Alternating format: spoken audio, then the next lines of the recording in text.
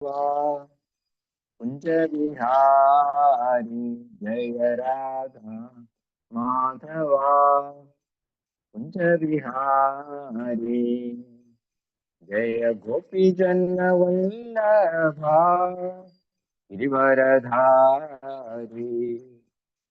जय गोपी जन वल्लभा गिरिवरधारी। यशोदानंदन व्रज जन रंजन। यशोदानंदन व्रज जन रंजन। यमुना तीरा वनचारी।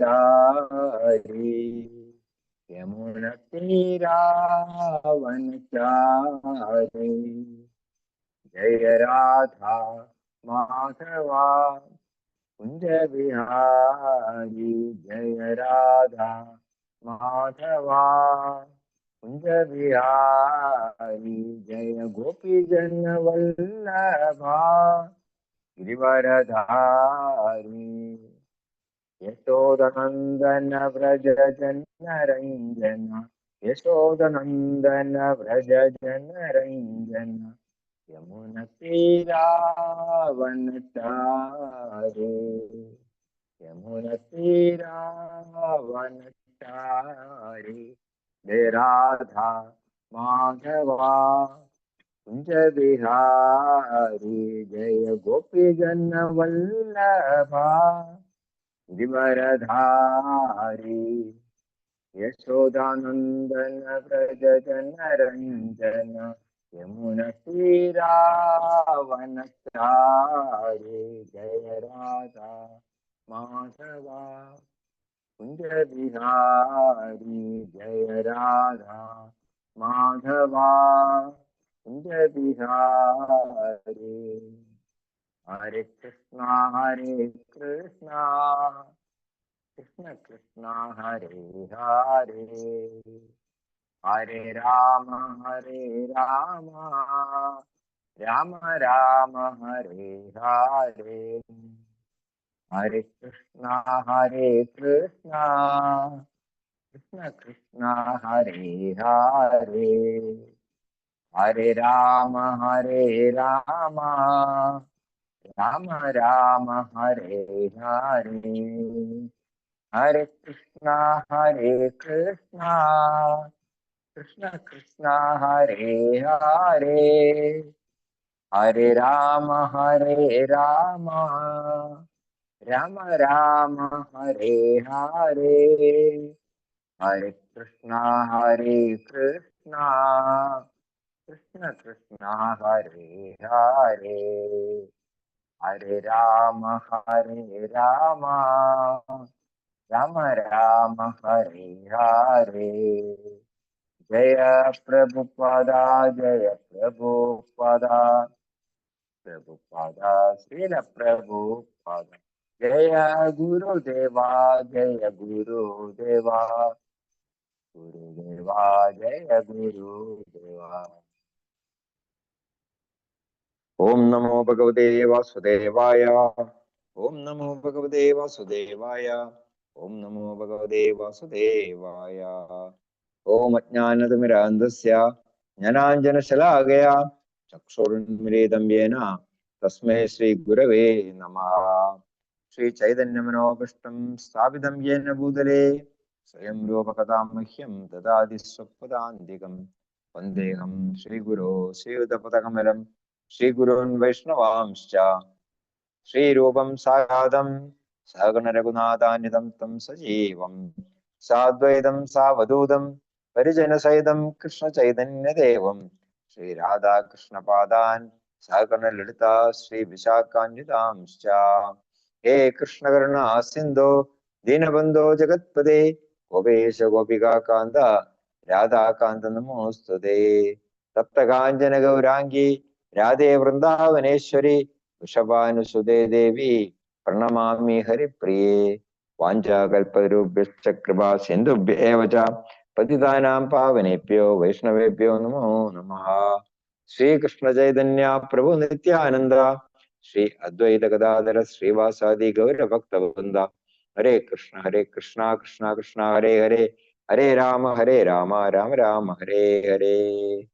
മൂകം കരോതി വാചാലം പങ്കും ലങ്കായതേ ഗിരിം യത്കൃപാതമഹം വന്ദേ ശ്രീഗുരും ദീനതാരിണം പരമാനന്ദമാധവം ശ്രീ ചൈതന്യ ഈശ്വരം. ഹരി ഓം തത്സത്. ഹരേ കൃഷ്ണ. ശ്രീമദ് ഭഗവത്ഗീത യഥാരൂപത്തിന്റെ പഠനവേദിയിലേക്ക് എല്ലാ ഭക്തജനങ്ങൾക്കും ഹാർദവമായ സ്വാഗതം. എല്ലാ ഭക്തജനങ്ങളുടെയും പാതാരവിന്ദങ്ങളിൽ എന്റെ വിനീതമായ പ്രണാമം. അതോടൊപ്പം തന്നെ ശ്രീ പ്രഭുപാദർക്കും ദേവദാസ്വാമി ഗുരുമഹാരാജനും എന്റെ വിനീതമായ പ്രണാമങ്ങൾ. രാജവിദ്യ രാജഗുഹ്യ യോഗം എന്ന 9ാം അധ്യായമാണ് നമ്മൾ ചർച്ച ചെയ്തു വരുന്നത്. കഴിഞ്ഞ ക്ലാസ്സിൽ ഭഗവാനെ മറ്റു യാതൊരു ചിന്തകളും ഇല്ലാതെ ഏകഭക്തി, ഒരേ ഒരു അറ്റൻഷനോട് കൂടിയിട്ട് നമ്മൾ ഭഗവാനെ ഭജിക്കുകയാണെന്നുണ്ടെങ്കിൽ യോഗക്ഷേമം നിങ്ങൾക്കുള്ളതെല്ലാം ഞാൻ നിലനിർത്തും എന്ന് ഭഗവാൻ നമുക്ക് തന്നിരിക്കുന്ന ഗ്യാരണ്ടിയെ പറ്റിയിട്ടാണ് നമ്മൾ ചർച്ച ചെയ്തത്. ഇപ്പൊ ഭഗവാൻ അടുത്ത ശ്ലോകത്തിൽ എന്താ പറയുന്നത് നമുക്ക് നോക്കാം. ശ്ലോകം 23. യേപ്യന്യദേവതാ ഭക്താ യജന്തേ ശ്രദ്ധയാന്വിതാഃ തേപി മാമേവ കൗന്ദേയ യജന്തി അവിധിപൂർവകം. യേപ്യന്യദേവതാ ഭക്താ യജന്തേ ശ്രദ്ധയാന്വിതാഃ തേപി മാമേവ കൗന്ദേയ യജന്തി അവിധിപൂർവകം. യേപ്യന്യദേവതാ ഭക്താ യജന്തേ ശ്രദ്ധയാന്വിതാഃ തേപി മാമേവ കൗന്ദേയ യജന്തി അവിധിപൂർവകം. ഹരേ കൃഷ്ണ. ഓം നമോ ഭഗവതേ വാസുദേവായ.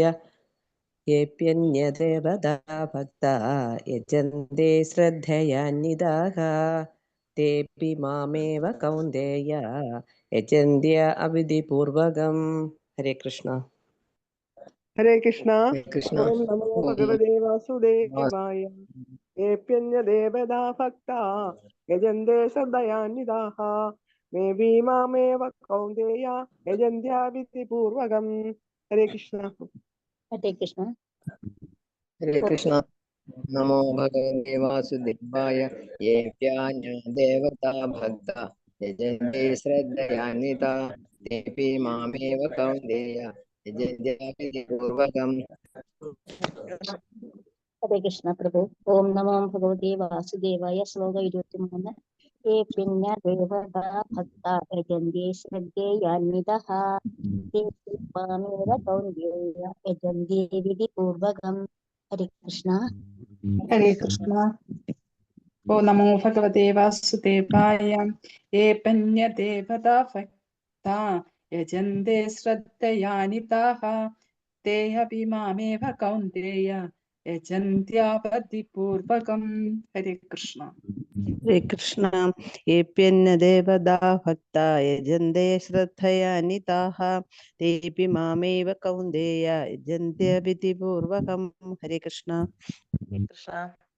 യേപ്യന്യദാ ദേവതാ ഭക്താ യജന്തേ ശ്രദ്ധയാന്വിതാഃ തേപി മാമേവ കൗന്ദേയ യജന്ത്യാവിധിപൂർവകം. ഹരേ കൃഷ്ണ. ഹരേ കൃഷ്ണ. യേ അപ്യന്യദാ ദേവതാ ഭക്താ യജന്തേ ശ്രദ്ധയാന്വിതാഃ തേപി മാമേവ കൗന്ദേയ യജന്ത്യാവിധിപൂർവകം. ഹരേ കൃഷ്ണ. ഹരേ കൃഷ്ണ. ഹരേ കൃഷ്ണ. ശ്രീല പ്രഭുപാദ വിവർത്തനം ഭാവാർത്ഥവും. ആരാണോ അന്യദേവതാ ഭക്ത അഭി, മറ്റു ദേവന്മാരെ ശ്രദ്ധയാന്വിത വിശ്വാസത്തോടുകൂടി യജന്തേ ആരാധിക്കുന്നത്, തേ അഭി അവരും, കൗന്ദേയ ഹേ കൗന്ദേയ, മാം ഏവ എന്നെ തന്നെയാണ്, അവിധിപൂർവകം വിധിപ്രകാരമല്ലാതെ, യജന്തി ആരാധിക്കുന്നത്. ആരാണോ മറ്റു ദേവന്മാരെ വിശ്വാസത്തോടുകൂടി ആരാധിക്കുന്നത്, അവരും ഹേ കൗന്ദേയ എന്നെ തന്നെയാണ് വിധിപ്രകാരമല്ലാതെ ആരാധിക്കുന്നത്. ഇപ്പൊ ശ്രീലപ്രഭുപാദ ഭാവാർത്ഥത്തിൽ എന്താ പറയുന്നത്? ദേവോപാസകർ, മറ്റു ദേവന്മാരെ പൂജിക്കുന്നവര്, അവര് അല്പമേധസ്സഹ, അവര് ബുദ്ധി കുറഞ്ഞവരാണ് എന്ന് പറയുന്നുണ്ട്. പക്ഷെ ഭഗവാൻ ഇവിടെ എന്താ പറയുന്നത്? അവരും പരോക്ഷമായിട്ട് എന്നെ തന്നെയാണ് ആരാധിക്കുന്നത്. എന്താണുള്ള കാരണം? ഈ ഒരു ഉദാഹരണം പറയാൻ, ചിലപ്പോൾ ഒരു ഭരണകൂടം, ഇപ്പൊ നമ്മളുടെ ഒരു സ്റ്റേറ്റ് ലെവലില് ചീഫ് മിനിസ്റ്റർ ഉണ്ട്, ചീഫ് മിനിസ്റ്ററുടെ കീഴിൽ മറ്റു മന്ത്രിമാരുണ്ട്, പിന്നെ അവരുടെ കീഴിൽ വേറെ വേറെ ഉദ്യോഗസ്ഥന്മാരുണ്ട്. അങ്ങനെ ഒരു സെറ്റപ്പാണ് ഈ ഭരണകൂടം എന്ന് പറയുന്നത്. അപ്പൊ അതുപോലെ തന്നെയാണ് ഭഗവാന്റെ ഈ ഭൗതിക പ്രപഞ്ചത്തിന്റെ ഭരണകൂടം. അതിന്റെ എല്ലാം നിയന്താക്കളാണ് ഈ പറയുന്ന മറ്റ് ദേവതന്മാർ. ഇപ്പൊ അവരെല്ലാം കൺട്രോൾ ചെയ്യുന്ന ഭഗവാൻ തന്നെയാണ്. അപ്പോ എന്താ ഇവിടെ പറയുന്നത്? ഭഗവാൻ നിങ്ങളിപ്പോ മറ്റുള്ള ദേവന്മാരെ ആരാധിക്കുകയാണെന്നുണ്ടെങ്കിലും അവസാനം ആ ആരാധന എൻ്റെ അടുത്തേക്ക് എത്തിച്ചേരും. പക്ഷെ അത് ഏത് രീതിയിലാണ്? അത് അവിധിപൂർവകം, അത് വിധിപ്രകാരമല്ലാതെ എന്നാണ് പറയുന്നത്. ഇപ്പോ നമ്മളിപ്പോ ഒരു കാര്യസാധ്യത്തിന് വേണ്ടിയിട്ട് ഇപ്പൊ നമ്മളെ ഭരണകൂടത്തിലെ ഏതെങ്കിലും ഒരു ഉദ്യോഗസ്ഥർക്ക് കൈക്കൂലി കൊടുക്കുകയാണെന്നുണ്ടെങ്കിൽ അത് നിയമാനുസൃതമല്ല. അപ്പൊ അതുപോലെ തന്നെ നമുക്ക് നമ്മളുടെ കാര്യങ്ങൾ നേടാൻ വേണ്ടിയിട്ട് നമ്മളുടെ മറ്റുള്ള ദേവന്മാരൊക്കെ നമ്മൾ എന്തെങ്കിലും യജ്ഞങ്ങൾ സമർപ്പിക്കുന്നത് അതും വിധിപ്രകാരമല്ല എന്നാണ് പറയുന്നത്. വാസ്തവത്തിൽ എന്താണ്? ഭഗവാനാണ് എല്ലാത്തിൻ്റെയും ടോപ്പിലിരിക്കുന്നത്. ശ്രീമദ് ഭാഗവതത്തില് യഥാതരോർമൂല നിശേചനേന ശാഖാഹ എന്ന് പറയുന്നുണ്ട്. അതായത് ഒരു വൃക്ഷമുണ്ടെങ്കിൽ ആ വൃക്ഷത്തിന്റെ നമ്മള് കമ്പുകളിലും ഇലകളിലും വെള്ളം ഒഴിക്കേണ്ട കാര്യമില്ല. അതിന്റെ ആ വേരില് വെള്ളം ഒഴിച്ചു കഴിഞ്ഞിട്ടുണ്ടെങ്കിൽ ആ വെള്ളം വേര് വലിച്ചെടുത്തിട്ട് മറ്റുള്ള ശാഖകളിലേക്കും ഉപശാഖകളിലേക്കും ഇലകളിലേക്കും എല്ലാം എത്തിച്ചു കൊടുക്കും. അതുപോലെ നമ്മൾ ഭക്ഷണം കഴിക്കുമ്പോൾ നമ്മളുടെ ഓരോ അവയവങ്ങൾക്കും വേറെ വേറെ ഭക്ഷണം കൊടുക്കുന്നില്ല. നമ്മൾ വായിൽ കൂടെ ഭക്ഷണം വിടുമ്പോൾ അത് വയറ്റിലെത്തിട്ട് പിന്നെ അത് മറ്റുള്ള എല്ലാ അവയവങ്ങളിലേക്കും അത് ഡിസ്ട്രിബ്യൂട്ട് ആവുകയാണ് ചെയ്യുന്നത്. അപ്പൊ അതുപോലെ തന്നെ നമ്മൾ ഭഗവാനെ ആരാധിക്കുകയാണെന്നുണ്ടെങ്കിൽ മറ്റുള്ള എല്ലാ ദേവന്മാരും സംതൃപ്തരാകും. ദ്വാപരയുഗത്തിൽ നമുക്കറിയാം, നന്ദഗോപരും മറ്റുള്ള ഗോപന്മാരും ഇന്ദ്രപൂജയ്ക്ക് തയ്യാറെടുക്കുന്ന സമയത്ത് ഭഗവാൻ പോയിട്ട് അവരോട് ചോദിച്ചത് എന്തിനു വേണ്ടിയിട്ടാണ് ചെയ്യുന്നത്? അവർ പറഞ്ഞു ഇന്ദ്രനെ തൃപ്തിപ്പെടുത്താൻ വേണ്ടിയിട്ടാണ്. അപ്പൊ എന്തിനാണ് ഇന്ദ്രനെ തൃപ്തിപ്പെടുത്തുന്നത്? കാരണം ഇന്ദ്രനാണ് മഴ പെയ്യ്ക്കുന്നത്. മഴ പെയ്താലേ നമുക്ക് നമ്മളുടെ പശുക്കൾക്ക് വേണ്ടിയിട്ടുള്ള പുല്ലെല്ലാം നമുക്ക് കിട്ടുള്ളൂ. അപ്പോ മഴ പെയ്യിക്കണം എന്നുണ്ടെങ്കിൽ ഇന്ദ്രന്റെ അനുഗ്രഹം വേണം. അതിനു വേണ്ടിയിട്ടാണ് എല്ലാ വർഷവും നമ്മൾ ഇന്ദ്രപൂജ ചെയ്യുന്നതെന്ന് പറഞ്ഞു. അപ്പൊ ഭഗവാൻ പറഞ്ഞു ഇതിന്റെ ആവശ്യമില്ല. കാരണം ഇന്ദ്രനും ഭഗവാന്റെ തന്നെ കൺട്രോളിലാണ് എന്ന് പറഞ്ഞിട്ടുണ്ടെങ്കിൽ എന്താണ്? ഗോവർദ്ധന പർവ്വതം. ഗോവർദ്ധന പർവ്വതം ഭഗവാൻ തന്നെയാണ് എന്നുള്ള ഭഗവാൻ കാണിച്ചു കൊടുക്കുകയുണ്ടായി. അപ്പൊ ആ ഗോവർദ്ധന പർവ്വതമാണ് നമ്മുടെ പശുക്കൾക്ക് വേണ്ട പുല്ലെല്ലാം തരുന്നത്. അതിൽ ഇന്ദ്രന് യാതൊരു പങ്കും ഇല്ല എന്നുള്ളത് ആ ഭഗവാൻ ആ ഗോവർദ്ധന ലീലയിൽ കൂടെ മറ്റുള്ള ഗോപന്മാർക്ക് അത് കാണിച്ചു കൊടുത്തു. അത് വളരെ വ്യക്തമായിട്ട് നമുക്ക് മനസ്സിലാക്കാനായിട്ട് സാധിക്കും. നമ്മൾ മറ്റുള്ള ദേവന്മാരെ ഒരു തരത്തിലും നമ്മൾ ആരാധിക്കേണ്ട ആവശ്യം ഇല്ല. ഇവിടെ തെറ്റാണെന്ന് ഭഗവാൻ അത് പറയുന്നില്ല, പക്ഷെ അത് വളഞ്ഞ വഴിയാണ്, അത് വിധിപൂർവമല്ല എന്നുള്ളതാണ് പറയുന്നത്. നമുക്ക് നേരിട്ട് നമുക്ക് ഇപ്പൊ പ്രൈം മിനിസ്റ്റർ അല്ലെങ്കിൽ ചീഫ് മിനിസ്റ്റർ ആയിട്ട് നമുക്ക് നേരിട്ട് സമ്പർക്കം ഉണ്ടെന്നുണ്ടെങ്കിൽ നമ്മൾ കാര്യസാധ്യത്തിനിട്ട് നമ്മൾ മറ്റുള്ള ദേവന്മാരെ നമ്മള് മറ്റുള്ള മന്ത്രിമാരുടെ അടുത്ത് നമ്മൾ പോകേണ്ട ആവശ്യമില്ല. അപ്പൊ അതുപോലെ തന്നെ നമുക്ക് നമ്മളുടെ ബന്ധം എന്ന് പറയുന്നത് ഭഗവാൻ കൃഷ്ണനുമായിട്ടാണ്. അപ്പൊ ആ ബന്ധത്തിനെ കുറിച്ച് നമുക്ക് ഉറച്ച വിശ്വാസം ഉണ്ട് എന്നുണ്ടെങ്കിൽ നമുക്ക് തീർച്ചയായിട്ടും നമ്മളുടെ ഏതൊരു പ്രശ്നങ്ങളും നമുക്ക് ഭഗവാന്റെ മുമ്പിൽ അവതരിപ്പിക്കാം. അപ്പൊ നമ്മളുടെ ഓരോരോ പ്രശ്നങ്ങൾക്ക് കൊണ്ട് നമ്മൾ വേറെ വേറെ ദേവന്മാരെ സമീപിക്കേണ്ട കാര്യം ഇല്ല എന്നുള്ളതാണ് നമുക്ക് ഈ ശ്ലോകത്തിൽ കൂടെ മനസ്സിലാക്കാനായിട്ട് സാധിക്കുന്നത്. അടുത്ത ശ്ലോകത്തിൽ ഭഗവാൻ അത് വീണ്ടും അത് അടിവരയിട്ട് പറയുന്നു. ശ്ലോകം 24. അഹം ഹി സർവയജ്ഞാനാം ഭോക്താ ച പ്രഭുരേവ ച ന മാം അഭിജാനന്തി തത്വേന അധശ്ചവന്തിത്തെ. അഹം ഹി സർവയജ്ഞാനാം ഭോക്താ ച പ്രഭുരേവ ച ന മാം അഭിജാനന്തി തത്വേന അധശ്ചവന്തിത്തെ. അഹം ഹി സർവയജ്ഞാനാം ഭോക്താ ച പ്രഭുരേവ ച ന മാം അഭിജാനന്തി തത്വേന അധശ്ചവന്തിത്തെ. ഹരേ കൃഷ്ണ പ്രഭുജി. ഓം നമോ ഭഗവതേ വാസുദേവായ. അഹം ഹി സർവയജ്ഞാനാം ഭോക്താ ച പ്രഭുരേവ ച ന തു മാമഭിജാനന്തി തത്വേന തസ്യ വന്ദിതേ. ഹരേ കൃഷ്ണ പ്രഭു. ഹരേ കൃഷ്ണ പ്രഭു. ഹരേ കൃഷ്ണ. ഓം നമോ ഭഗവതേ വാസുദേവായ. അഹം ഹി സർവയജ്ഞാനാം ഭോക്താ ച പ്രഭുരേവ ച ന തു മാമഭിജാനന്തി തത്തേന തസ്യ വന്ദിതേ. ഹരേ കൃഷ്ണ പ്രഭു. ഹരേ കൃഷ്ണ. ഓം നമോ ഭഗവതേ വാസുദേവായ. അഹം ഹി സർവയജ്ഞാനാം ഭോക്താ ച പ്രഭുരേവ ച ന തു മാം അഭിജാനന്തി തത്വേന അഭിവച്യത്തെ തത്വേന അസ്യന്തി അതശ്ചവന്തിത്തെ. അസ്യവന്തി. ഹരേ കൃഷ്ണ. ഹരേ കൃഷ്ണ. ശ്രീല ഗുരുഭഗവത്ജി. ഓ നമോ ഭഗവതേ വാസുദേവായ. ശ്ലോകം 24. അഹം ഹി സർവയജ്ഞാനാം ഭോക്താ ച പ്രഭുരേവ ച നാതോ മാമഭിജാനന്തി തത്തോ ന അതിശച്യവന്ദിതേ. ഹരേ കൃഷ്ണ പ്രഭു. ഓം ഭഗവതേ വാസുദേവായ. അഹം ഹി സർവയജ്ഞാനാം ഭോക്താ ച പ്രഭുരേവ ച ന തു മാമഭിജാനന്തി തത്തേനാശ്ച വന്ദിതേ. ഹരേ കൃഷ്ണ. ഹരേ കൃഷ്ണ. അഹം ഹി സർവയജ്ഞാനാം ഭോക്താ ച പ്രഭുരേവ ച ന തു മാം അഭിജാനന്തി തത്തേന തസ്യ വന്ദിതേ. ഹരേ കൃഷ്ണ.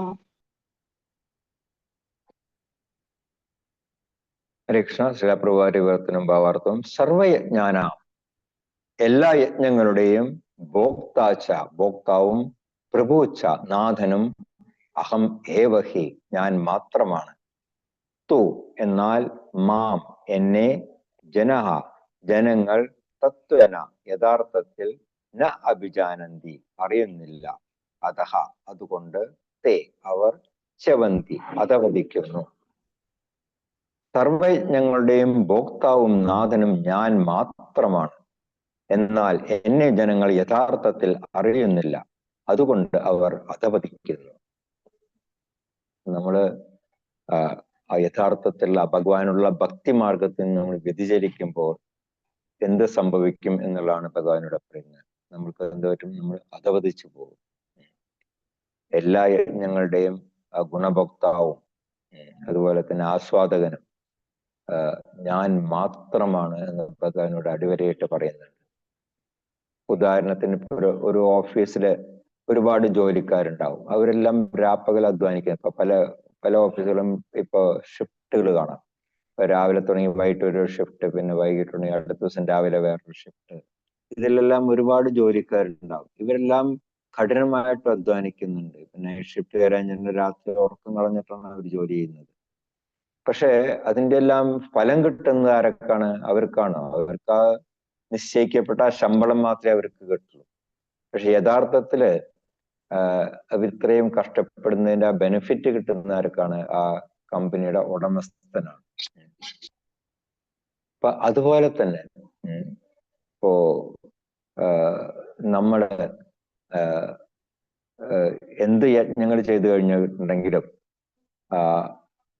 ഇപ്പൊ മറ്റുള്ള ദേവന്മാരെ ഉദ്ദേശിച്ച് ചെയ്യുന്ന യജ്ഞങ്ങൾ പോലും അവർക്കത് നേരിട്ട് ആസ്വദിക്കാനായിട്ടുള്ള അധികാരം അവർക്കില്ല. കാരണം അവരത് ഭഗവാന് ട്രാൻസ്ഫർ ചെയ്ത് കൊടുക്കണം. കാരണം എന്താണ്? ഭഗവാനാണ് എല്ലാത്തിൻ്റെയും ഉടമസ്ഥനും ഗുണഭോക്താവും ആസ്വാദകനും എല്ലാം. അപ്പോ യഥാർത്ഥത്തിൽ ജനങ്ങൾക്ക് ഇത് മനസ്സിലാകുന്നില്ല എന്നുള്ളതാണ് ഭഗവാനോട് പറയുന്നത്.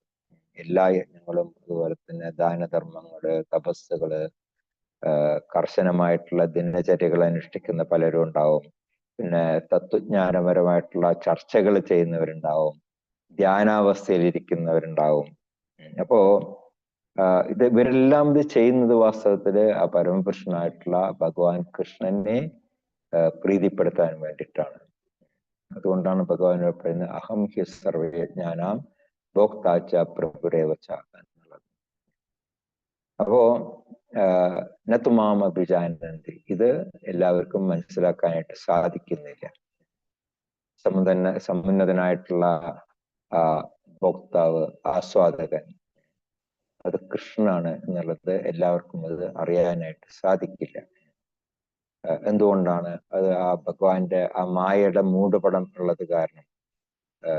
പലർക്കും അറിയാം എന്ന് തത്വത്തിൽ അറിയാം എന്നുണ്ടെങ്കിൽ തന്നെ അവര് പ്രാവർത്തികമായിട്ട് അതൊന്നും അവര് അനുസരിക്കുന്നില്ല എന്നുള്ളതാണ് പറയുന്നത്. അപ്പോ വാസ്തവത്തിൽ ഭഗവാൻ സന്തുഷ്ടനാകുമ്പോൾ മറ്റുള്ള എല്ലാ ദേവന്മാരും സന്തുഷ്ടരാകും. വേദങ്ങളിൽ പറയുന്നുണ്ട് യസ്മിൻ തുഷ്ടേ ജഗത് തുഷ്ടം. നമ്മൾ ഒരാളെ ഒരേ ഒരാളെ മാത്രം നമ്മൾ തൃപ്തിപ്പെടുത്തുന്നത്, ഭഗവാൻ കൃഷ്ണൻ ജഗത് തുഷ്ടം.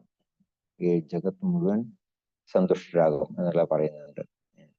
വാസ്തവത്തിൽ ഈ യജ്ഞം എന്ന് പറഞ്ഞിട്ടുണ്ടെങ്കിൽ അത് ഭഗവാന്റെ തന്നെ വേറൊരു പേരാണ്. സഹസ്രനാമത്തില് പറയുന്നുണ്ട് യജ്ഞോ വൈ വിഷ്ണു. വിഷ്ണുവും യജ്ഞവും തമ്മിൽ വ്യത്യാസമില്ല.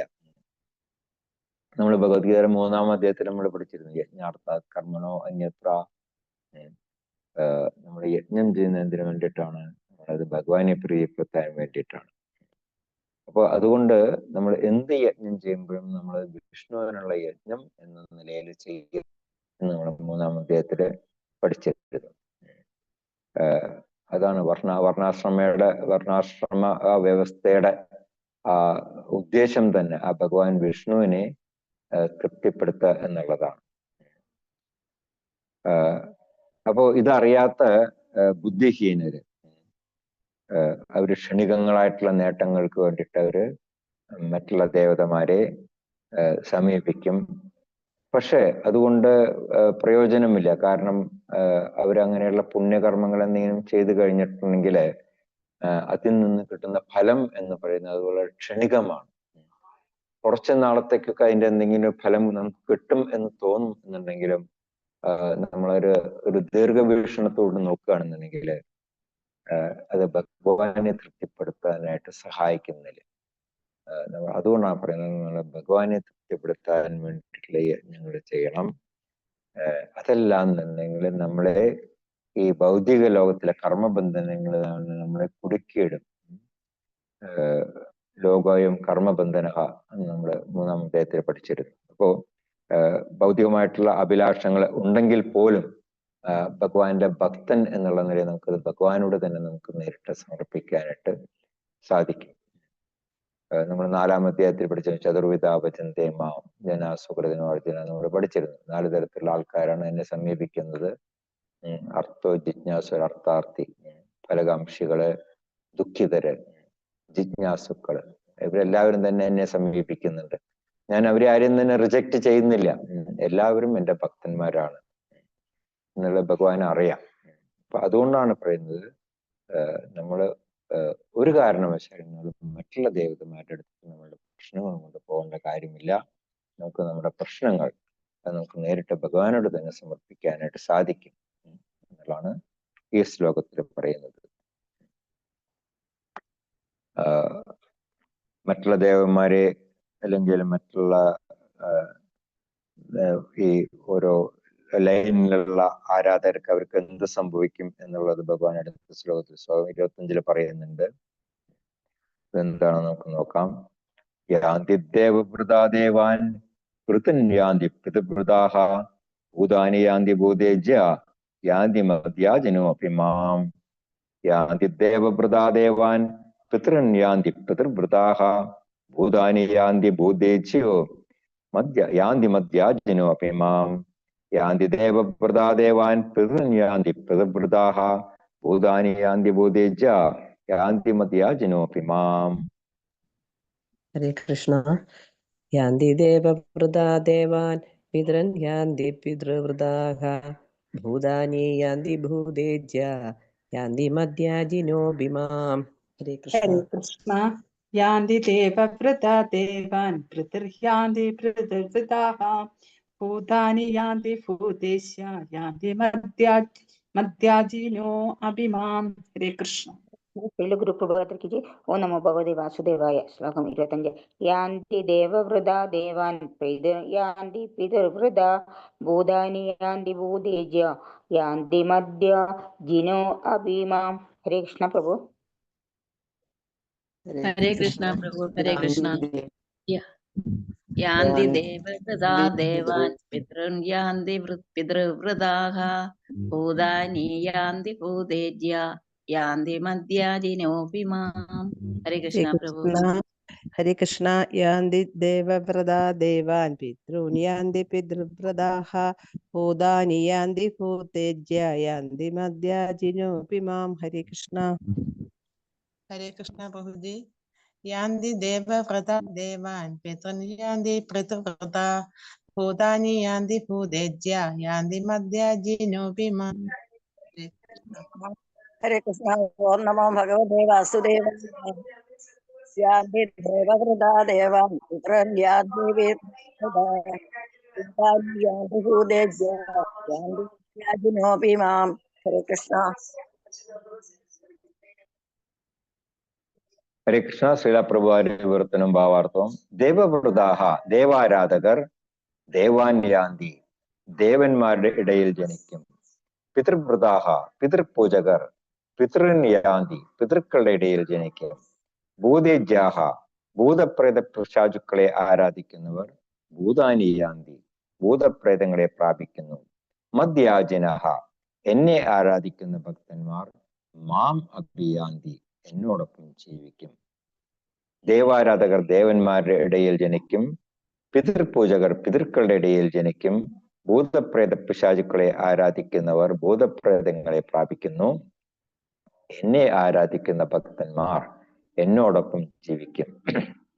വളരെ വ്യക്തമായിട്ട് ഭഗവാൻ നമുക്കിവിടെ പറഞ്ഞു തരാണ് മറ്റുള്ള ദേവതമാരെ അല്ലെങ്കിൽ പിശാചുക്കളെ ഭൂതപ്രേതങ്ങളെ പിതൃക്കളെ ഇവരൊക്കെ ആരാധിക്കുന്നവരുടെ ഗതി എന്തായിരിക്കും എന്നുള്ളത് വളരെ വ്യക്തമായിട്ട് ഇവിടെ ഭഗവാൻ തന്നെ പറഞ്ഞു തരാണ് നമുക്ക് ചെയ്യുന്നത്. ശ്രീലപ്രഭു ഒരു ലെക്ചറിൽ പറയുന്നുണ്ട്. അതായത് നമുക്കിപ്പോ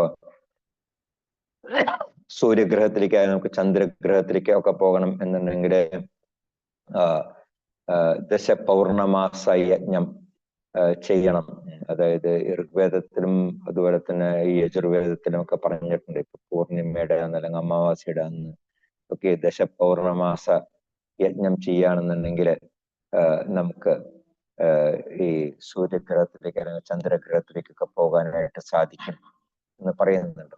അപ്പൊ അതുപോലെ തന്നെ ഓരോ ദേവന്മാരുടെയും ആ ദിവ്യലോകങ്ങളിലേക്ക് പോകാനായിട്ട് വിവിധ തരത്തിലുള്ള ആരാധനകൾ പ്രിസ്ക്രൈബ് ചെയ്തിട്ടുണ്ട് വേദങ്ങളിൽ. അതുപോലെ തന്നെ ഈ പിതൃലോകം, പിശാചലോകം, അവിടെയൊക്കെ പോകുന്നവര് അവര്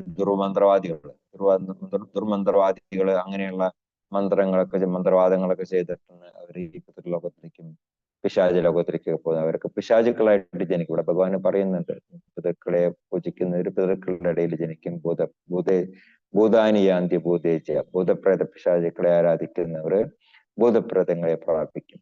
അപ്പൊ അവരെ ആരാധിക്കുന്നവരാണ് ഈ ഭൂതപ്രേത പിശാചുക്കളൊക്കെ ആയിട്ട് ജനിച്ചതിന് ജന്മമെടുത്ത് വരുന്നത്.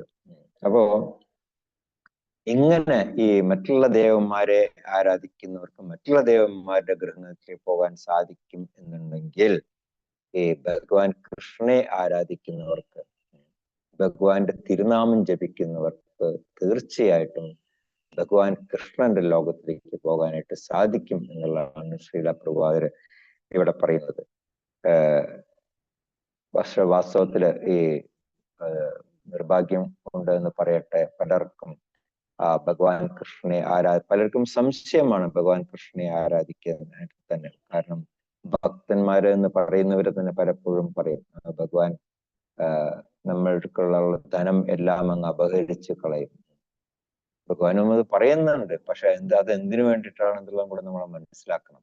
നമ്മുടെ ഭക്തി മാർഗത്തില് ഉറപ്പിച്ചു നിർത്താൻ വേണ്ടിയിട്ടാണ് ചില സാഹചര്യങ്ങള് ഭഗവാൻ നമ്മളുടെ ധനം ഹരിഷ്യദനം ശനൈഹി എന്ന് ഭഗവത്ഗീതയിൽ ഭഗവാൻ പറയുന്നുണ്ട്.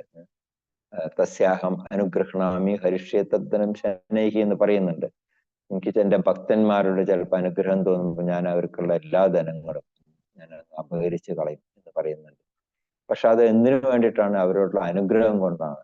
അവരെ ഭക്തി മാർഗത്തിൽ കൂടുതൽ ഉറപ്പിക്കാനില്ല, അല്ലാതെ അവരെ പട്ടിണിക്കിടാൻ വേണ്ടിയിട്ടല്ല. അപ്പോ അത് നമ്മൾ മനസ്സിലാക്കണം. നമ്മള് ഭക്തി മാർഗത്തിൽ നിന്ന് ഉറച്ചു നിൽക്കുകയാണെന്നുണ്ടെങ്കിൽ നമ്മൾ ആ അനന്യാശ്ചിന്തയന്തോ മാം ആ ശ്ലോകത്തില് നമ്മൾ പഠിച്ചതുപോലെ നമ്മൾ ഭക്തി മാർഗത്തിൽ ഉറച്ചു നിൽക്കുകയാണെന്ന് ഭഗവാനെ ബോധ്യപ്പെട്ട് കഴിഞ്ഞിട്ടുണ്ടെങ്കിൽ ഒരിക്കലും നമ്മളുടെ ധനം ഭഗവാൻ അപഹരിക്കില്ല. അപ്പൊ നമ്മൾ ഈ ചാഞ്ചാടുമ്പോൾ, നമ്മൾ 2 ബോട്ടിൽ കാലിട്ട് നിൽക്കുമ്പോഴാണ് നമ്മൾ ബാലൻസ് ഇല്ലാതായി പോകുന്നത്. നമ്മൾ ഉറച്ച ഭക്തിയോട്ട് നമ്മൾ ഭഗവാനെ ആരാധിക്കുകയാണെന്നുണ്ടെങ്കിൽ ഭഗവാൻ നമുക്കുള്ള എല്ലാം നിലനിർത്തും. അപ്പൊ ഇത് പലർക്കും അത് മനസ്സിലാക്കാനായിട്ട് സാധിക്കുന്നില്ല. ഇപ്പൊ ഈ ഭഗവാന്റെ നിരാകാര ബ്രഹ്മത്തിന് ബ്രഹ്മവാദികൾ അവര് പോലും ആ അത്യുത്കൃഷ്ട ആഗ്രഹത്തിലേക്ക് എത്താനായിട്ട് അവർക്ക് സാധിക്കുന്നില്ല. കാരണം അവരെല്ലാം ആ ബ്രഹ്മജ്യോതിസിൽ കുടുങ്ങിപ്പോവുകയാണ് ചെയ്യുന്നത്. ബ്രഹ്മജ്യോതിസിൽ കുടുങ്ങിപ്പോയാൽ എന്ത് പറ്റും? ആത്മാവിന് അധികകാലം ഈ ബ്രഹ്മജ്യോതിസിൽ ഇരിക്കാനായിട്ട് സാധിക്കില്ല. കാരണം ബ്രഹ്മജ്യോതിസിൽ പ്രത്യേകിച്ച് ആക്ടിവിറ്റി ഒന്നുമില്ല. ഇപ്പൊ നമ്മളുടെ ഇവിടുത്തെ ഈ പല ഗൗഡിയ മഠങ്ങളിലും കാണുന്ന പോലെയാണ്. അവിടെ 1 or 2 ഒരു പൂജാരി, ഒരു ബ്രഹ്മചാരി അല്ലെങ്കിൽ ഒരു സന്യാസി ഉണ്ടാവും. അവർക്ക് കോൺഗ്രിഗേഷൻ ഇല്ല. അപ്പൊ അതുകൊണ്ട് തന്നെ അവർക്ക് പ്രത്യേകിച്ച് അവിടെ ആക്ടിവിറ്റി ഒന്നുമില്ല. അപ്പൊ അതുപോലെ തന്നെയാണ് ബ്രഹ്മജ്യോതിസിൽ പോയി കഴിഞ്ഞാൽ അവിടെ പ്രത്യേകിച്ച് ആക്ടിവിറ്റി ഒന്നുമില്ല. അപ്പോ ഈ ആത്മാവാണെന്നുണ്ടെങ്കിലോ ആത്മാവിന് ഒരിക്കലും നിഷ്ക്രിയനായിട്ടിരിക്കാൻ പറ്റില്ല. കാരണം ആത്മാവിന് ജീവനുണ്ട്. അപ്പൊ അത് അവിടെ കിടന്ന് ആകെ കഷ്ടപ്പെട്ടു പോകും. അപ്പൊ അതുകൊണ്ടാണ് വീണ്ടും ഈ ഭൗതിക ലോകത്തിലേക്ക് ആത്മാവിന് തിരിച്ചു വരേണ്ടി വരുന്നത് ബ്രഹ്മജ്യോതിസിൽ പോയി കഴിഞ്ഞിട്ടുണ്ടെങ്കിൽ. പക്ഷെ കൃഷ്ണഭക്തന്മാരെ സംബന്ധിച്ചിടത്തോളം അവർക്ക് ഒരിക്കലും ഈ കൃഷ്ണലോകത്ത് പോയി കഴിഞ്ഞിട്ടുണ്ടെങ്കിൽ അവിടുന്ന് പതനം സംഭവിക്കില്ല.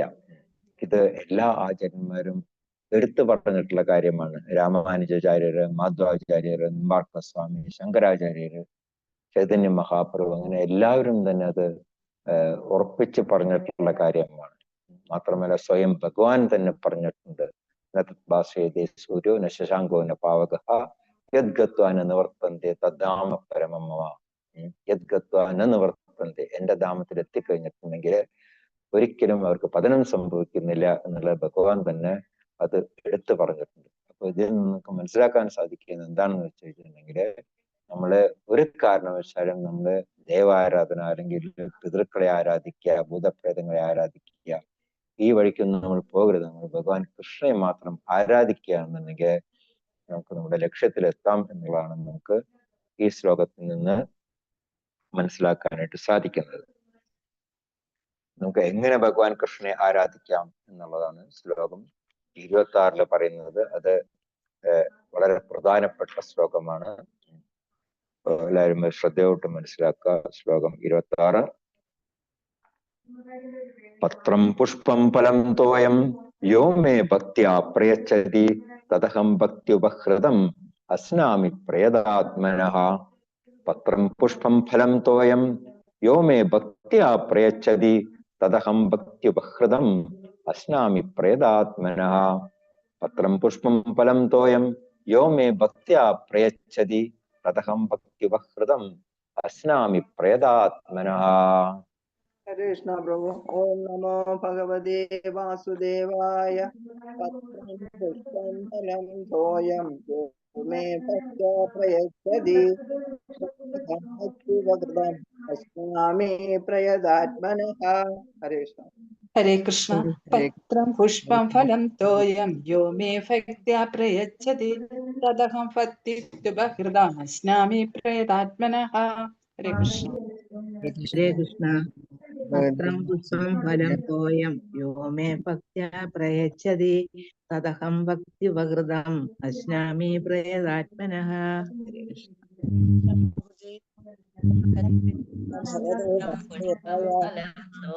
യോ മേ ഭക്ത്യാ പ്രയച്ഛതി തദഹം ഭക്ത്യുപഹൃതം അസ്നാമി പ്രയതാത്മനഃ. ഹരേ കൃഷ്ണ. ഭഗവതേ വാസുദേവായ. പത്രം പുഷ്പം ഫലം തോയം യോ മേ ഭക്ത്യാ പ്രയച്ഛതി തദഹം ഭക്തി ഉപഹതസ്നാമി പ്രയതാത്മനഃ. ഹരേ കൃഷ്ണ. ഹരേ കൃഷ്ണ. പത്രം പുഷ്പം ഫലം തോയം യോ മേ ഭക്ത്യാ പ്രയച്ഛതി തദഹം ഭക്ത്യുപഹൃതം അസ്നാമി പ്രയതാത്മനഃ. ഹരേ കൃഷ്ണ. കൃഷ്ണ. ശ്രീലേ നമോ ഭഗവതി വാസുദേവായ. ശ്ലോകം 26. പത്രം പുഷ്പം ഫലം തോയം യോ മേ ഭക്ത്യാ പ്രയച്ഛതി തദഹം അസ്നാമി പ്രയതാത്മനഃ. ഹരേ കൃഷ്ണ പ്രഭു.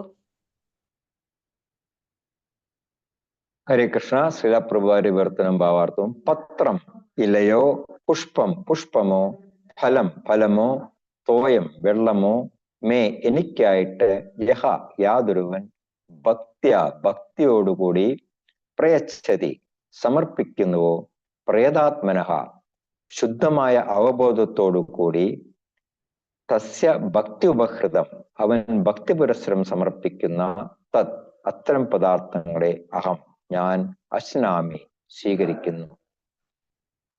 ഇലയോ പുഷ്പമോ വെള്ളമോ എനിക്കായിട്ട് ഒരുവൻ ഭക്തിയോടുകൂടി സമർപ്പിക്കുന്നുവോ, ശുദ്ധമായ അവബോധത്തോടുകൂടി അവൻ ഭക്തി പുരസ്സരം സമർപ്പിക്കുന്ന അത്തരം പദാർത്ഥങ്ങളെ ഞാൻ സ്വീകരിക്കുന്നു. ഈ ശ്ലോകത്തിന്റെ പ്രത്യേകത എന്ന് പറഞ്ഞിട്ടുണ്ടെങ്കിൽ ഭക്തി എന്നുള്ള വാക്ക് 2 പ്രാവശ്യം ഭഗവാൻ ഉപയോഗിച്ചിട്ടുണ്ട്. നമ്മൾ കഴിഞ്ഞ ശ്ലോകത്തിൽ നമ്മൾ കണ്ടു മധ്യാജനക, എന്നെ ആരാധിക്കുന്നവര് എന്നെ പ്രാപിക്കും എന്ന് ഭഗവാൻ പറഞ്ഞിരുന്നു. അപ്പോ അടുത്ത ചോദ്യം, എങ്ങനെയാണ് നമ്മൾ ഭഗവാനെ ആരാധിക്കേണ്ടത്? അതിനെ പറ്റിയിട്ടാണ് വളരെ വിശദമായിട്ട് ഭഗവാൻ ഈ ശ്ലോകത്തിൽ പറയുന്നത്. നമുക്ക് ഏറ്റവും അത്യുന്നതമാഗ്രഹമായിട്ടുള്ള കൃഷ്ണലോകത്തിലേക്ക്, അതിനപ്പുറം വേറെ യാതൊന്നും തന്നെയില്ല. ഗോലോക വൃന്ദാവനം, അതാണ് ഏറ്റവും എല്ലാ ഗ്രഹങ്ങളുടെയും ഏറ്റവും ടോപ്പ് ഗ്രഹം എന്ന് പറയുന്നത് ഗോലോക വൃന്ദാവനം, ഭഗവാൻ കൃഷ്ണന്റെ ധാമം. ഇപ്പോ നമുക്ക് അവിടേക്ക് പ്രൊമോഷൻ കിട്ടി പോകണം എന്നുണ്ടെങ്കിൽ നമ്മൾ അതിനുള്ള തയ്യാറെടുപ്പ് നടത്തണം. അതിനൊരു പ്രോസസ് ഉണ്ട്. എന്താണ് ആ പ്രോസസ്സ്? ഭക്തി ഭക്തി ഭക്തി, അത് തന്നെ പ്രോസസ്സ്.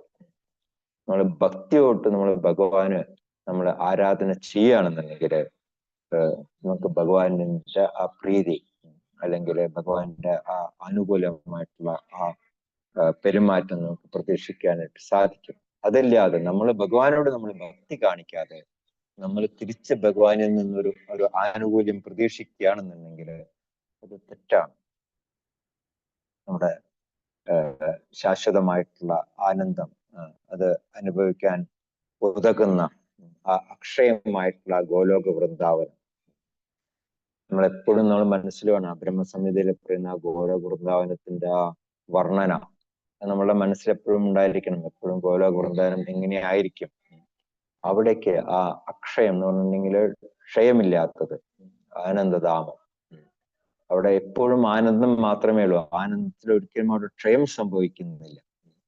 അപ്പൊ അവിടേക്ക് എത്തണം എന്നുണ്ടെങ്കിൽ ബുദ്ധിയുള്ള ഒരാൾ എന്ത് ചെയ്യണം? അത് കൃഷ്ണാവബോധത്തില് ഉറച്ചു നിൽക്കണം.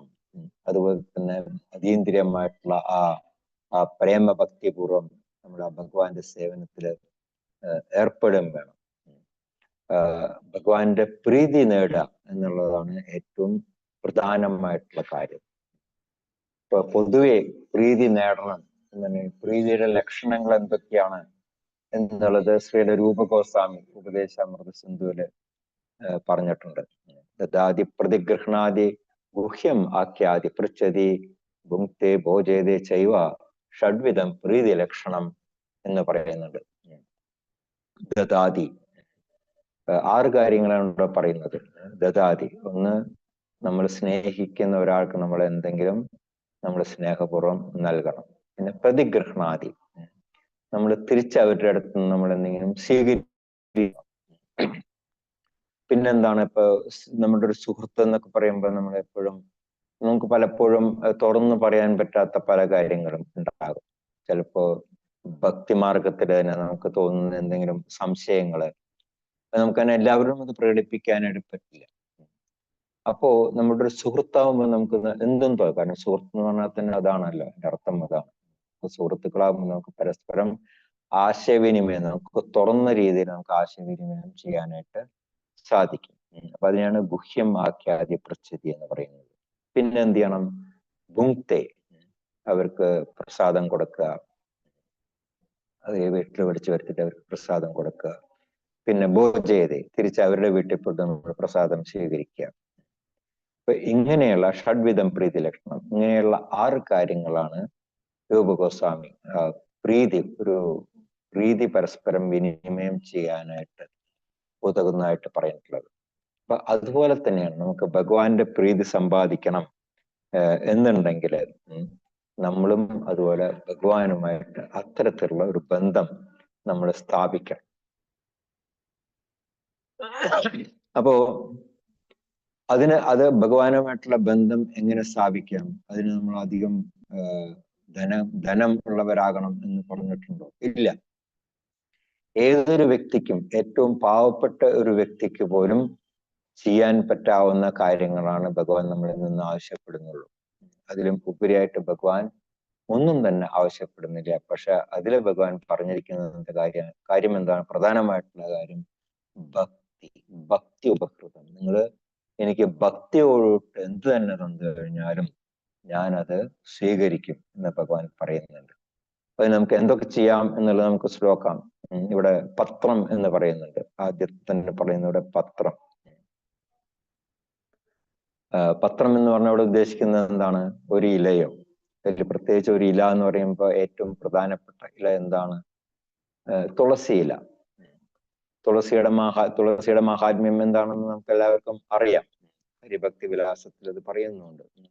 യദ്ഗൃഹേ തുളസി ബാധി രക്ഷപേർ ജലസജനഹി തദ്ഗൃഹം യമദൂതശ്ച ദൂരതോ വർജയന്തിഹി എന്ന് പറയുന്നുണ്ട്. അതായത് ഏതൊരു വീട്ടിലാണോ തുളസി നട്ട് രക്ഷപേർ അതിനെ ജലസേചനം ചെയ്ത് രക്ഷിക്കുന്നത്, അത്തരം വീടുകളുടെ ദൂരത്തു നിന്ന് തന്നെ യമദൂതന്മാര് പോകും എന്നാണല്ലോ പറയുന്നത്. അപ്പോ അത്രയും പ്രധാനമാണ് തുളസി എന്ന് പറയുന്നത്. ഇപ്പൊ തുളസി ഇല്ലാത്ത ഒരു ഹിന്ദു വീടുകളും ഇന്നത്തെ കാലത്ത് നമുക്ക് കാണാനായിട്ട് സാധിക്കില്ല. അപ്പൊ ഏതൊരു വീട്ടിലും തുളസി ഉണ്ടാവും. അപ്പൊ ആ തുളസിയെ നമുക്ക് ഭഗവാനെ സമർപ്പിക്കാൻ, തുളസി എന്ന് പറഞ്ഞിട്ടുണ്ടെങ്കിൽ നമ്മളെ ജന്മജന്മാന്തരങ്ങളായിട്ട് ചെയ്തിട്ടുള്ള പാപങ്ങളിൽ നിന്ന് പോലും നമ്മളെ രക്ഷിക്കാനുള്ള ശക്തി തുളസി ദേവിക്ക് ഉണ്ട്.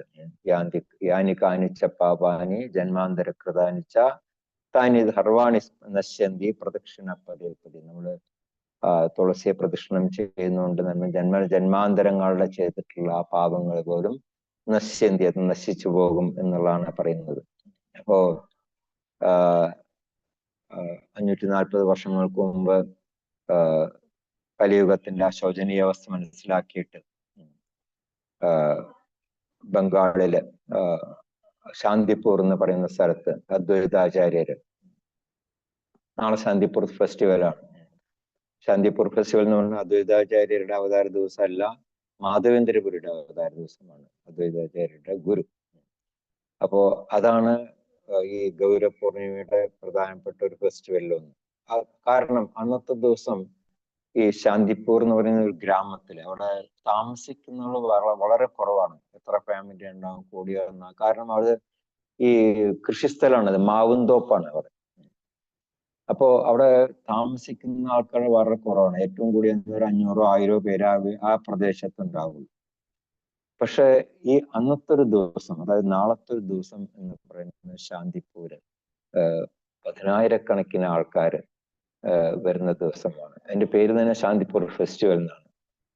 കാരണം അവിടെ അന്നത്തെ ദിവസം, നാളത്തെ ദിവസം അവിടെ താമസിക്കുന്നവർ മാത്രമല്ല, എവിടെ നിന്നൊക്കെയാണ് ആൾക്കാർ വരുന്നത്, എന്തിനു വേണ്ടിയിട്ടാണ്? ഒരു പ്ലേറ്റ് പ്രസാദം കഴിക്കാൻ വേണ്ടിയിട്ട്. അവരെത്രയും കഷ്ടപ്പാട് സഹിച്ചിട്ടും നാളത്തെ ദിവസം അവിടെ എത്തും. മനുഷ്യർ മാത്രമല്ല, മറ്റുള്ള എല്ലാ ദേവതമാരും നാളെ അവിടെ വരുന്ന ദിവസമാണ്. അപ്പോ ആ അദ്വൈതാചാര്യൻ ഈ 540 വർഷങ്ങൾക്ക് മുമ്പ് ഈ കലിയുഗത്തിന്റെ ശോചനീയാവസ്ഥ മനസ്സിലാക്കിയിട്ട് അദ്ദേഹം ചൈതന്യ മഹാപ്രഭുവിന്റെ അവതാരം ത്വരിതപ്പെടുത്താൻ വേണ്ടിയിട്ട് ശാലിഗ്രാമിന് അദ്ദേഹം എന്താണ് ചെയ്തത്? തുളസീതള മാത്രേണ ജലസ്യ ചുലുകേന വാ വിക്രിണിതേ സമാത്മാനം ഭക്തേഭ്യോ ഭക്തവത്സല. ഗൗതമ തന്ത്രത്തില് പറയുന്നുണ്ട്. അതായത് തുളസീതളം, തുളസി ഇല, അതുപോലെ തന്നെ ജലം, ജലസ്യ ചുലുകേന വാ ഗംഗാജലം, ഇത് രണ്ടും കൊണ്ട് നമ്മള് ഭഗവാനെ ആരാധിക്കുകയാണെന്നുണ്ടെങ്കിൽ വിക്രിണിതേ സമാത്മാനം, ഭഗവാൻ എന്താ പറയുന്നത്? അങ്ങനെയുള്ളവർക്ക് എന്നെ തന്നെ ഞാൻ വിൽക്കും എന്നുള്ളതാണ് ഭഗവാൻ പറയുന്നത്. അപ്പോ ഈ അദ്വൈതാചാര്യര് അദ്ദേഹത്തിന്റെ ശാലിഗ്രാമിന് തുളസി ദളം, അതുപോലെ തന്നെ ഗംഗാജലം കൊണ്ട് അഭിഷേകം ചെയ്ത് ആരാധിച്ചിട്ട് ചൈതന്യ മഹാപ്രഭുവിന്റെ ആ അവതാരം ത്വരിതപ്പെടുത്തണം എന്ന് പ്രാർത്ഥിച്ചപ്പോഴാണ് ചൈതന്യ മഹാപ്രഭു അവതരിക്കുന്നത്. അപ്പോ അത്രയും ശക്തിമത്താണ് തുളസി ഇല എന്ന് പറയുന്നത്. അപ്പോ ഭക്തിരസാമൃത സിന്ധൂര രൂപ ഗോസ്വാമി ഭഗവാനെ ആരാധിക്കാനായിട്ടുള്ള 64 അംഗങ്ങളെ കുറിച്ചിട്ട് വിവരിച്ചിട്ടുണ്ട്. അതിൽ ഏറ്റവും മഹത്വപൂർണമായിട്ടുള്ളത് തുളസി ആരാധനയാണ്. കാരണം കൃഷ്ണൻ സംപ്രീതൻ ആകണം എന്നുണ്ടെങ്കിൽ നമ്മള് തുളസി ദേവി കൂടെ ആരാധിക്കണം. ഓരോ വീട്ടിലും തുളസി ഉണ്ടാകണം, തുളസി ആരാധന ഉണ്ടാകണം. കാരണം വൃന്ദാവനം, വൃന്ദാദേവിയുടെ പേരിലാണ് വൃന്ദാവനം തന്നെ അറിയപ്പെടുന്നത്. ഭൗതിക ലോകത്തുള്ള വൃന്ദാവനം, ഗോലോക വൃന്ദാവനം, അതെല്ലാം തന്നെ തുളസി ദേവിയുടെ പേരിലാണ് അറിയപ്പെടുന്നത്. ഒരിക്കതുപോലെ ദ്വാരകയിൽ വെച്ചിട്ട് ഭഗവാന്റെ പിറന്നാളാഘോഷം നടക്കുന്ന സമയത്ത് ദ്വാരകയിലുള്ള എല്ലാ ഭഗവാന്റെ പത്നിമാരും അവരുടെ എല്ലാ സ്വർണ്ണാഭരണങ്ങളും കൊണ്ടുവച്ചിട്ട് ഭഗവാനുമായിട്ടൊരു തുലാഭാരം നടത്താനായിട്ട് ശ്രമിച്ചു. പക്ഷെ അവരുടെ എല്ലാവരുടെയും സ്വർണ്ണാഭരണങ്ങളെല്ലാം തന്നെ ഇട്ടിട്ട് പോലും ഭഗവാൻ ഇരിക്കുന്ന തട്ട് താഴ്ന്നു തന്നെ ഇരുന്നു. അവരെല്ലാം വിഷമിച്ചു പോയി. അപ്പൊ ആ സമയത്താണ് നാരദ മഹർഷി അവിടെ എത്തുന്നത്. അപ്പോ നാരദ മഹർഷി ആലോചിച്ചിട്ട് പറഞ്ഞു, പണ്ടിതുപോലെ ഗോവർദ്ധന പൂജ നടത്തിയ സമയത്ത് എനിക്കറിയാവുന്ന കാര്യമാണ്, എത്ര ഭക്ഷണ പദാർത്ഥങ്ങൾ കൊടുത്തിട്ടും ഗോവർദ്ധൻ പിന്നെയും അനിയോർ എന്ന് വിളിച്ചുകൊണ്ടിരുന്നു, എനിക്ക് ഇനിയും വേണം, ഇനിയും വേണം. അപ്പൊ ആ സമയത്ത് ഭഗവാന് ഒരു തുളസിയില സമർപ്പിച്ചപ്പോഴാണ് ഭഗവാൻ സംപ്രീതനായത്. ഈ ചരിത്രം എനിക്ക് ഓർമ്മയുണ്ട്. ആ ഗാവിന്റെ പേരിന്, ആ വില്ലേജിന്റെ പേരിന് അനിയോർ എന്നാണ്. നമ്മൾ ഗോവർദ്ധന പരിക്രമം ചെയ്യുമ്പോൾ കാണാം, അനിയോർ എന്നുള്ള ഒരു സ്ഥലത്ത് എഴുതി വെച്ചേക്കണം കാണാം. അപ്പോ ഭഗവാനെ പ്രീതിപ്പെടുത്തണം എന്നുണ്ടെങ്കിൽ തുളസി തന്നെ വേണം. അപ്പൊ അതുകൊണ്ട് നിങ്ങൾ ആ സ്വർണ്ണാഭരണങ്ങളെല്ലാം എടുത്തു മാറ്റിയിട്ട് അവിടെ ഒരു തുളസിയില വെക്കുക ആ തട്ടില്. അപ്പൊ അങ്ങനെ തുളസിയില വെച്ചപ്പോഴ് ഭഗവാൻ ഇരുന്ന തട്ട് ഉയർന്നു. അപ്പോ അത്രയും പ്രാധാന്യമാണ് തുളസി അർച്ചന എന്ന് പറയുന്നത്. പേരിന് മാത്രം ബ്രാഹ്മണനായിട്ടുള്ള ഒരാള്, അയാൾ ബ്രാഹ്മണനാന്ന് പറയാമെന്ന് മാത്രം, ദ്വിജബന്ധു എന്ന് പറയാം. അയാൾ ഉപജീവനത്തിന് വേണ്ടിയിട്ട് അയാള് ദിവസവും കാട്ടിൽ പോയിട്ട് അവിടെ കിട്ടുന്ന കായ്കനികള് അല്ലെങ്കിൽ എന്തൊക്കെ ഇലകള് ഇതൊക്കെ പറിച്ചു കൊണ്ടുപോയി മാർക്കറ്റിൽ കൊണ്ടുപോയി വിറ്റിട്ട് ജീവിച്ചിരുന്ന ഒരു വ്യക്തിയാണ്. ഇത് നാരദീയ പുരാണത്തിൽ പറഞ്ഞിട്ടുള്ള കഥയാണ്. അപ്പോ അദ്ദേഹം ഒരു ദിവസം ഇതുപോലെ പോയപ്പോൾ കായ്കനികളൊന്നും കിട്ടിയില്ല. അപ്പൊ നോക്കിയപ്പോ ഒരു നിറയെ പച്ച ഇലകളൊക്കെ നിൽക്കുന്ന ഒരു വനം കണ്ടു. അപ്പോ ശരി, എന്തായാലും ഇലവർഗല്ലേ, അത് കൊണ്ടുപോകാം എന്ന് പറഞ്ഞ് അദ്ദേഹം അവിടെ കയറിയിട്ട് ആ ഇലകളെല്ലാം പറിച്ചെടുത്തു. വാസ്തവത്തില് തുളസിയായിരുന്നു, അദ്ദേഹത്തിന് അത് അറിയില്ലായിരുന്നു. അപ്പൊ ആ തുളസി എല്ലാം കെട്ടാക്കിയിട്ട് അങ്ങനെ തലയിൽ വെച്ചുകൊണ്ട് അദ്ദേഹം മാർക്കറ്റിലേക്ക് പോകുകയാണ്. പക്ഷെ ഈ തുളസി പറിക്കുന്ന സമയത്ത് ആ തുളസി വനത്തിൽ നിന്ന് ഒരു പാമ്പും കൂടെ ഈ കെട്ടിനകത്ത് കയറിക്കൂടി. അപ്പോ കൂടെ തന്നെ യമദൂതന്മാരും ഇങ്ങനെ വരുന്നുണ്ട്. അപ്പൊ യമദൂതന്മാര് പാമ്പിനോട് പറയാണ്, ഇയാളെ കൊത്തു എന്ന് പറയുകയാണ്. കാരണം ഇയാളുടെ മരണസമയം അടുത്തിരിക്കണം. അപ്പൊ ഇയാളാണെന്ന് നല്ല കർമ്മങ്ങളൊന്നും ചെയ്തിട്ടില്ല ജീവിതത്തിൽ. അപ്പൊ ഞങ്ങൾക്ക് ഇയാളെ കൊണ്ടുപോകണം. അപ്പൊ പാമ്പിനോട് പറയാണ്, ഇയാളെ കൊത്തി വിഷം ഇറക്കും, അപ്പൊ ഞങ്ങൾ ഇയാളെ കൊണ്ടുപോയിക്കോളാം എന്ന് പറയാണ്. അപ്പൊ ഇതും കണ്ടുകൊണ്ട് ദൂരെ നിന്ന് വേറൊരു ബ്രാഹ്മണൻ എങ്ങനെ വരികയാണ്. അയാൾ യഥാർത്ഥത്തിലുള്ള ബ്രാഹ്മണനാണ്. അപ്പൊ ബ്രാഹ്മണൻ ഈ തലയിൽ കെട്ടും വെച്ച് വരുന്ന ഇയാളെയും കണ്ടു, അതിനകത്തിരിക്കുന്ന പാമ്പിനെയും കണ്ടു, യമദൂതന്മാരെയും കണ്ടു. അപ്പോ ഈ ബ്രാഹ്മണൻ യമദൂതന്മാരോട് ചോദിച്ചു, നിങ്ങൾ എന്താണ് ഇയാളെ പിറകെ കൂടിയിരിക്കുന്നത്? അപ്പോ യമദൂതന്മാർ പറഞ്ഞു, ഇയാളുടെ മരണസമയം അടുത്തിരിക്കുന്നു, ഇയാൾക്ക് 1 മണിക്കൂർ സമയമേ ഉള്ളൂ, അപ്പൊ ഞങ്ങൾ ഇയാളെ കൊണ്ടുപോകാനായിട്ട് വന്നിരിക്കുകയാണെന്ന് പറഞ്ഞു. അപ്പൊ ബ്രാഹ്മണൻ പറഞ്ഞു, 1 മണിക്കൂർ സമയമുണ്ടല്ലോ, 1 മണിക്കൂർ സമയമുണ്ട്. അപ്പൊ ഈ ബ്രാഹ്മണൻ എന്ത് ചെയ്തു, വേഗം ഇയാളെയും കൊണ്ട് അടുത്ത് കണ്ടൊരു വിഷ്ണു ക്ഷേത്രത്തിലേക്ക് പോയിട്ട് ഇയാളുടെ തലയിലിരുന്ന തുളസി മുഴുവൻ ഇയാളെ കൊണ്ട് തന്നെ വിഷ്ണുവിന്റെ വിഗ്രഹത്തിന് സമർപ്പിച്ചു, പാദത്തിന് സമർപ്പിച്ചു.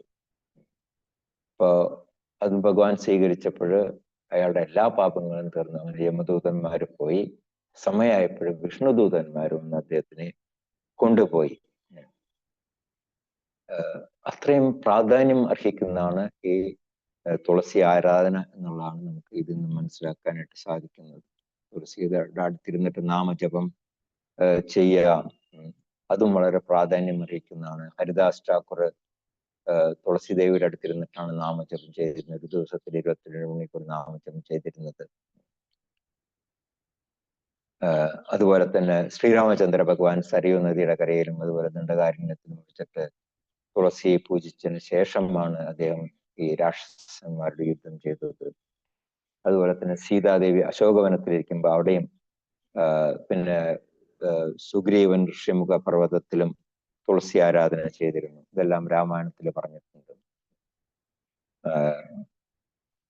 അതുപോലെ തന്നെ വിഷ്ണു ത്രൈലോക്യനാഥസ്യ രാമസ്യ ജനകാത്മജ പ്രിയാ തദൈവ തുളസി സർവലോകൈക പാവനി എന്നും പറയുന്നുണ്ട് രാമായണത്തിൽ. അതായത് എപ്രകാരമാണോ 3 ലോകങ്ങളുടെയും നാഥനായിട്ടുള്ള ആ ഭഗവാൻ രാമചന്ദ്രന് സീതാദേവി പ്രിയങ്കരിയായിരിക്കുന്നത്, അതുപോലെ തന്നെ എല്ലാ ഗ്രഹങ്ങളെയും പവിത്രമാക്കുന്ന തുളസി ദേവി അതും ഭഗവാന് പ്രിയപ്പെട്ടതാണ് എന്ന് പറയുന്നുണ്ട്. ബൃഹന്നാദിയ പുരാണത്തിൽ പറയുന്നുണ്ട്, സംസാര പാവവിച്ഛേദി ഗംഗാ നാമ പ്രകീർത്തിതം തഥാ തുളസിശ്ച ഭക്തിശ്ച ഹരികീർത്തി പ്രവക്തിരി എന്ന് പറയുന്നുണ്ട്. എപ്രകാരമാണോ ഗംഗാദേവിയുടെ നാമം ഉച്ചരിക്കുന്നതുകൊണ്ട് നമ്മൾ ഭൗതികമായിട്ടുള്ള മാലിന്യങ്ങളിൽ നിന്ന് നമ്മൾ മുക്തരാകുന്നത്, അതുപോലെ തന്നെ തുളസി ദേവിയുടെയും ശ്രീഹരിയുടെയും തിരുനാമം ഉച്ചരിക്കുന്നതുകൊണ്ട് നമുക്ക് അതേ ഗുണം തന്നെ ലഭിക്കും എന്നുള്ളത് ബൃഹന്നാദിയ പുരാണത്തില് പറഞ്ഞിട്ടുണ്ട്. പിന്നെ സ്കന്ദപുരാണത്തിൽ പറയുന്നുണ്ട്, യസ്നാഭ്യസ്ഥിതം പത്രം മുഖേ ശിരസി കർണയോഹോ തുളസി സംഭവം നിത്യം തീർത്ഥസ്യ മകൈശ്ചക്യം. ഒരാള് ദിവസവും തുളസീതളം അത് നാഭിയില്, വായില്, ശിരസില്, അതുപോലെ തന്നെ കർണങ്ങളില് ഒക്കെ ധരിക്കുകയാണെന്നുണ്ടെങ്കിൽ അങ്ങനെയുള്ള ഒരാൾക്ക് ഈ ലോകത്തിലെ എല്ലാ തീർത്ഥസ്ഥലങ്ങളും ദർശിച്ചതിന് തുല്യമാണ്. വേറെ എവിടെയും പോകേണ്ട ആവശ്യം ഇല്ല എന്നുള്ളത് സ്കന്ദപുരാണത്തിലും പറയുന്നുണ്ട്. അപ്പൊ അത്രയും മഹത്തരമാണ് തുളസി ദേവി എന്ന് പറയുന്നത്.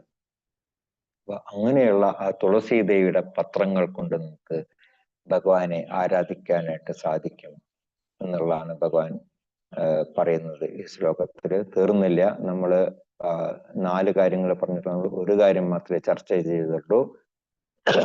നമുക്ക് അടുത്ത ക്ലാസ്സിൽ അത് തുടർന്ന് നമുക്ക് ചർച്ച ചെയ്യാം.